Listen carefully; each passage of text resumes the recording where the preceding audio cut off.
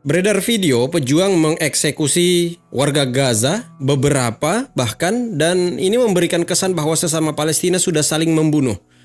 Ya, sama halnya yang pernah terjadi di Afghanistan kalau teman-teman mengikuti, dan mari kita cari tahu apa yang sebenarnya terjadi.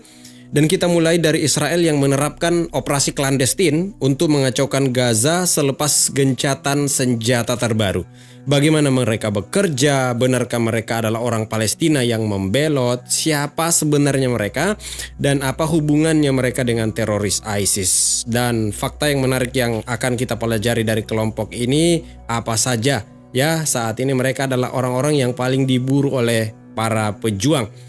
Nah, para pendengar, assalamualaikum warahmatullahi wabarakatuh. Budi Karabani di sini kembali lagi di ruang dengar teman-teman semua. Di mana kita ketahui bahwa perang proksi berlanjut di tengah gencatan senjata. Ini adalah sebuah taktik klandestin yang mengandalkan preman, ya para gembong narkoba, mantan-mantan agen keamanan Palestina yang korup, dan mereka milisi-milisi yang terafiliasi dengan kelompok ISIS yang digunakan untuk melakukan pekerjaan kotor yang dilakukan sebagai perpanjangan tangan Israel. Dan kelompok-kelompok kolaborator ini mereka bertugas untuk meneror warga sipil, dan kemudian juga mereka membunuh anggota keamanan, bahkan mereka mengincar jurnalis.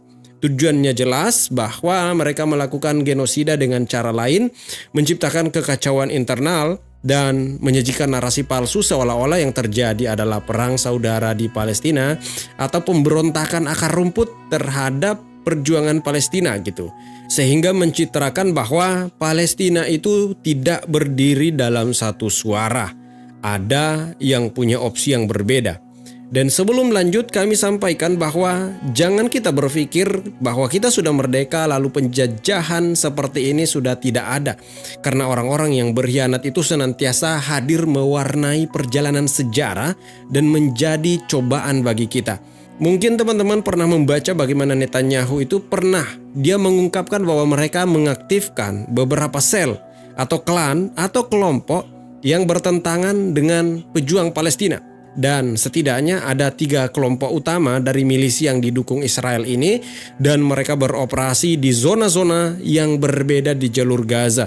Masing-masing kelompok ini dipimpin oleh tokoh-tokoh yang dikenal memiliki reputasi yang buruk serta rekam jejak kriminal yang dimanfaatkan oleh Israel itu sebagai pion-pion yang mudah mereka gerakkan ya. Mereka adalah orang-orang yang menjual akidahnya demi dunianya. Dan kelompok yang paling menonjol ketika kita berbicara tentang kelompok ini, yang paling populer itu ada namanya Popular Force yang beroperasi di Rafah bagian timur. Pimpinannya itu yang sudah pernah kita bahas, namanya Yasser Abu Shabab. Ya, ini yang pernah kita angkat mungkin kalau nggak salah 2 kali ya. Dia itu adalah narapidana, pengedar narkoba yang juga terbuka dan terafiliasi dengan ISIS. Di sini juga kita semakin paham kenapa ISIS itu yang katanya Islami tapi tidak pernah menyerang Israel. Nah, awalnya fokus utama kelompok ini adalah untuk merampok truk bantuan kemanusiaan. Bayangkan Gaza sudah dilanda kelaparan, susah untuk mendapatkan logistik. Ada juga orang-orang yang seperti ini. Dan ketika gerbang Rafah jatuh ke tangan Israel, digunakanlah geng-geng Abu Shabab ini. Mereka beroperasi di bawah pengawasan kontrol Israel di dalam zona yang sangat berbahaya bagi siapapun selain tentara Israel. Dan mereka melakukan pemerasan terhadap truk-truk bantuan. Informasi yang masuk bahwa organisasi-organisasi kemanusiaan itu mereka dipaksa untuk membayar uang pelicin hingga $4.000 atau seluruh muatan bantuan yang mereka bawa itu akan dirampas. Dan bantuan yang mereka curi itu lantas kemudian mereka timbun atau mereka jual ke pasar gelap. Dijual dengan harga yang sangat mahal kepada warga Gaza yang sudah sangat menderita akibat kelangkaan dan kekurangan gizi. Bayangkan yang dicuri adalah susu yang dibutuhkan anak kecil, perlengkapan medis ya untuk pengobatan orang-orang yang sudah menderita. Para pendengar semua, permainan ini sangat sistematis ya, tentunya dirancang dengan sangat terstruktur. Bagaimana Israel juga berkolaborasi dengan media barat. Mereka berupaya mencitrakan bahwa salah satu tokoh kelompok ini yang namanya Abu Shabab tadi dan gengnya itu sebagai kekuatan oposisi akar rumput yang anti terhadap pejuang Palestina. Padahal mereka hanyalah sekelompok pengedar narkoba, militan ISIS, teroris ya, dan kriminal. Bahkan dikabarkan yang lucu, majalah seperti Wall Street Journal itu pernah mempublikasikan artikel berjudul Gazans are finished with Hamas gitu, yang artinya warga Gaza itu sudah selesai dengan para pejuang Palestina, yang dimana itu artikelnya diklaim ditulis oleh Yasser Abu Shabab. Ya, lucunya diinformasikan bahwa Abu Shabab sendiri ini buta huruf. Bahkan dalam bahasa Arab dia tidak bisa, dan tentu tidak mungkin bisa menulis dalam bahasa Inggris. Nah, dari mana tulisan ini berasal? Dan ketika kita bergerak ke wilayah Khan Yunis, ya ada lagi di situ kelompok lain yang namanya Counter Terrorism Strike Force atau CSF yang dipimpin oleh Hossam Al-Astal. Dia mantan anggota pasukan keamanan preventif otoritas Palestina, cabang intelijen katanya, yang juga sudah lama dikaitkan dengan intelijen Israel yakni Shin Bet. Dan kelompok ini dituduh mereka melakukan penggerebekan rumah sakit, membunuh warga sipil, mencuri bantuan, dan menjarah rumah-rumah. Peran utamanya adalah melancarkan serangan terhadap pejuang Palestina, gitu ya, yang sedang berjuang meraih kemerdekaannya. Nah, ada juga kelompok proksi ketiga. Tadi kan sudah dua ya, yang muncul belakangan di Gaza bagian utara, khususnya di Jabalia, Beit Laiha, dan sebagian kota Gaza. Itu namanya People's Army Northern Forces, dipimpin oleh Ashraf Manzi, dan sebagian besar anggotanya itu berasal dari klan Dokmus ya, atau apalah bacanya. Dan kelompok ini juga dikabarkan terlibat dalam penjarahan truk, ya sama pola-polanya. Truk bantuan dijarah, mereka beroperasi melawan faksi perjuangan Palestina dan pejuang selama mereka berjuang ya. Terlebih lagi waktu tentara-tentara penjajah itu kembali menginvasi Gaza di bagian utara, dan mereka ini menjadi kaki tangan ya, mata-mata Israel, dan juga menjadi bagian yang merepotkan gitu ya. Ini juga yang menjadi tanda tanya kita, bagaimana mereka orang-orang Israel ini mereka bisa menargetkan wilayah-wilayah tertentu dengan presisi. Itu karena bisa jadi ada orang-orang yang memang memberikan koordinat gitu. Berarti ada internal orang-orang seperti ini yang berkhianat dan yang menghubungi Israel. Jadi ketika kita mengetahui ini ya, kita bisa membayangkan bahwa seberat apa ya beban yang dipikul oleh para pejuang Palestina, karena mereka tidak hanya berjuang melawan Israel, tapi juga mereka harus melawan orang-orang dalam internal mereka yang ya nyaru gitu ya. Artinya mereka punya face yang sama, bahasa yang sama, mungkin agamanya sama, tapi sebagian telah menukar akidahnya. Dan ini membawa kita nostalgia pada perang Ahzab ya, yang memang tidak ada sandarannya kecuali pada Allah Azza wa Jalla, dan dijalani dengan sabar pada saat itu, sehingga Allah membongkar kemunafikan dari mereka yang berkhianat. Nah, serangan para petualang pengkhianat ini kabarnya meningkat drastis setelah gencatan senjata, termasuk mereka membunuh. Ada yang namanya Muhammad Imad Aqil, putra dari komandan senior brigade dalam perjuangan Palestina. Dan baru-baru ini pada Ahad kemarin itu, kelompok pengkhianat ini membunuh jurnalis Palestina yang bernama Saleh Al-Jafarawi dan putra anggota kelompok Biro Politik Perjuangan Palestina yang namanya Bazem Naim ya. Dan dalam kasusnya Saleh Al-Jafarawi, dalam tulisan yang kami dapatkan itu, Dr. Muhammad Abu Lahia dari Gaza, dia melaporkan bahwa jurnalis kesayangan itu diculik, kemudian disiksa, dan kemudian dieksekusi dengan 7 peluru dari jarak dekat. Bayangkan betapa sadisnya mereka. Dan saya terkejut karena ketika mendengarkan kabar itu bahwa beliau sudah syahid setelah gencatan senjata, saya kan baru melihat beberapa hari ya, sangat dekat waktunya, melihat di Instagram dengan kegembiraan wajah Saleh Al-Jafarawi rahimahullah ini bersukacita dengan warga Gaza lainnya. Lalu tiba-tiba innalillahi wa inna ilaihi raji'un. Dan kejadian ini kemudian langsung direspon cepat oleh para pejuang Palestina karena urgensinya memang benar-benar luar biasa, yang kemudian mereka membentuk satu pasukan, buru para militan-militan pengkhianat ini ke tempat-tempat persembunyian mereka yang berada di lingkungan Sabra, kota Gaza, dan operasi yang digencarkan itu berhasil melumpuhkan puluhan militan pengkhianat dan menangkap beberapa lainnya Dan yang paling krusial, pejuang Palestina juga menyita senjata-senjata yang Israel pasok untuk gembong pengkhianat ini. Selain itu, dikabarkan juga bahwa pejuang Palestina menemukan adanya daftar tokoh-tokoh Palestina, termasuk jurnalis-jurnalis yang diincar untuk disingkirkan oleh para pengkhianat ini.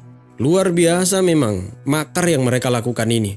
Tentu kita bukan orang yang membenarkan segala bentuk kekerasan, tapi ada bentuk penghukuman atau penghakiman yang diberikan atas konsekuensi dari perbuatan mereka, termasuk dari konteksnya ketika ada orang yang berkhianat.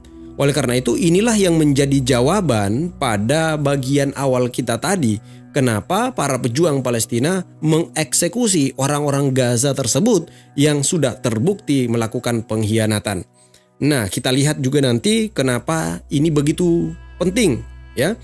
Jadi para pendengar, seperti yang disampaikan di awal bahwa taktik Israel ini ya yang diakui oleh Perdana Menteri Benjamin Netanyahu setelah dia dikritik oleh anggota Knesset yang bernama Avigdor Lieberman, dan ini merupakan upaya sistematis yang dilakukan oleh Israel, dan Israel tidak hanya mempersenjatai kelompok-kelompok ini tapi juga memberikan mereka perintah langsung dan support secara militer, termasuk mereka dilindungi melalui drone-drone-nya Israel.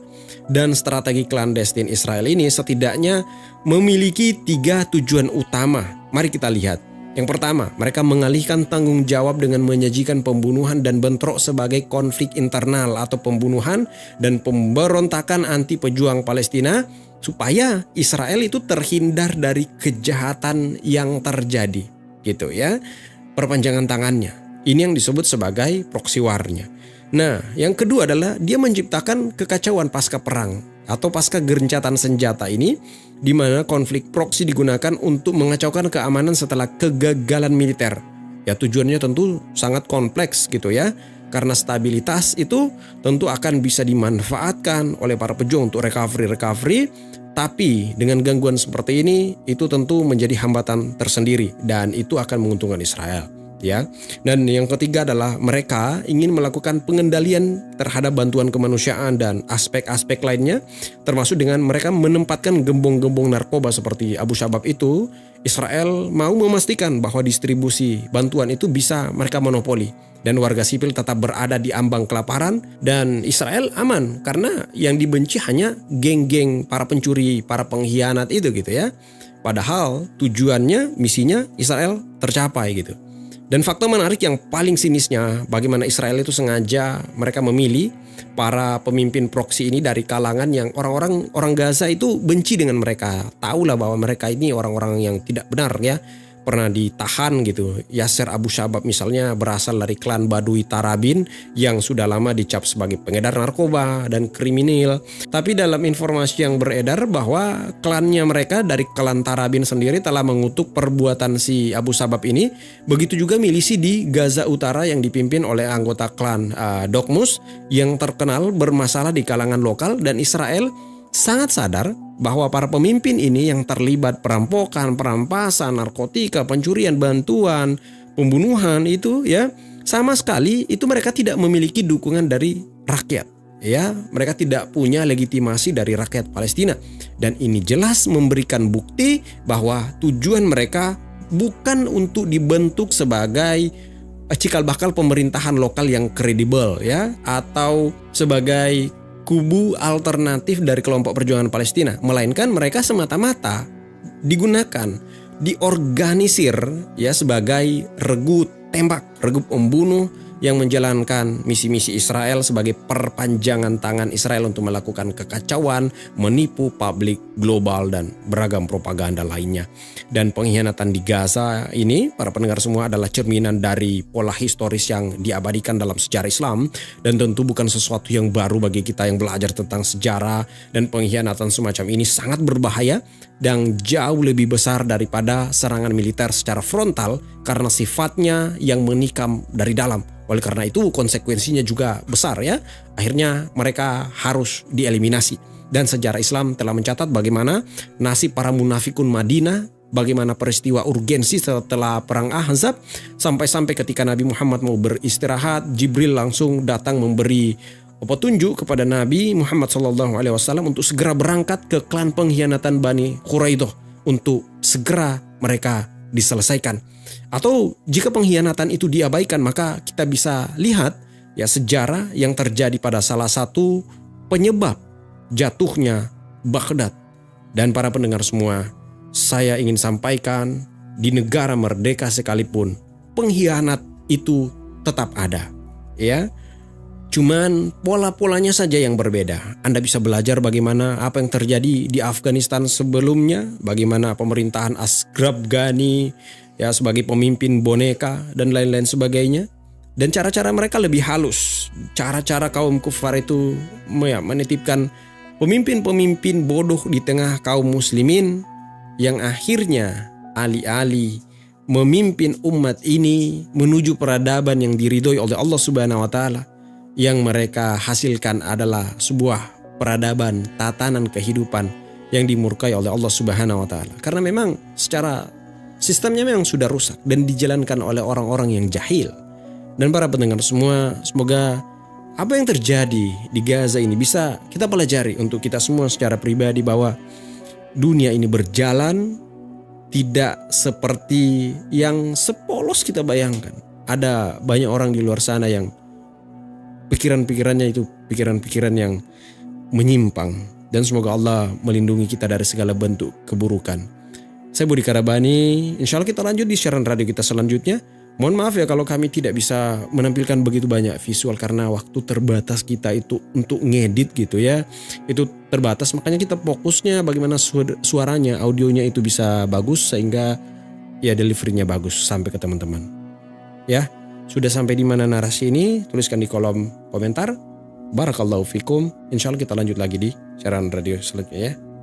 Oh ya, jangan tinggalkan sholat karena sholat adalah pembatas kita dengan kekufuran.